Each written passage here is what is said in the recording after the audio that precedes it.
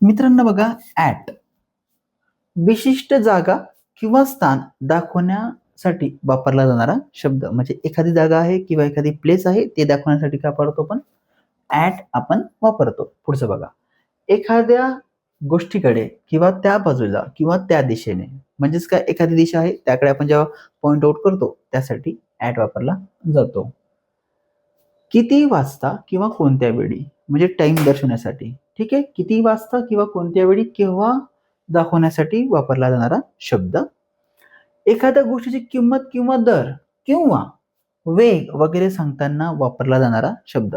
बघा, एखाद्या गोष्टीची काय किंमत म्हणजेच दर, प्राइस, किंवा वेग दाखवण्यासाठी किंवा सांगताना वापरला जाणारा शब्द म्हणजेच ॲट.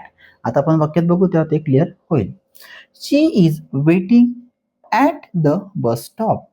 ती बस स्थानकावर वाट पाहत आहे.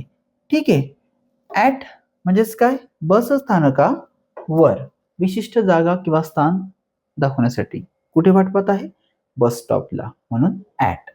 पुढे बघा, ही वर्क्स ॲट द हॉस्पिटल. आता हा कुठे काम करतोय? हॉस्पिटलमध्ये. हे दर्शवण्यासाठी आपण काय केलंय? ॲट वापरलेला आहे. He works at the hospital. तो रुग्णालयात काम करतो. पुढे बघा, he pointed at the sky. बघा, त्याने आकाशाकडे बोट दाखवले. आकाशाकडे. The dog bark at the stranger. कुत्रा अनोळखी व्यक्तीकडे भुंकत होता. The train arrive at 6 AM. आता इथे काय दाखवलेलं आहे? वेळ दाखवलेला आहे. वेळ समजवलेला आहे किंवा दर्शवलेला आहे. ट्रेन सकाळी 6 वाजता येते. ठीक आहे.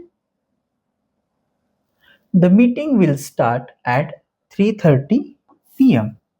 वेळ दर्शनासाठी किंवा वेळ दाखवण्यासाठी ॲट वापरलेला आहे. मीटिंग दुपारी 3:30 वाजता सुरू होईल. Apples are being sold at 100 per kilogram.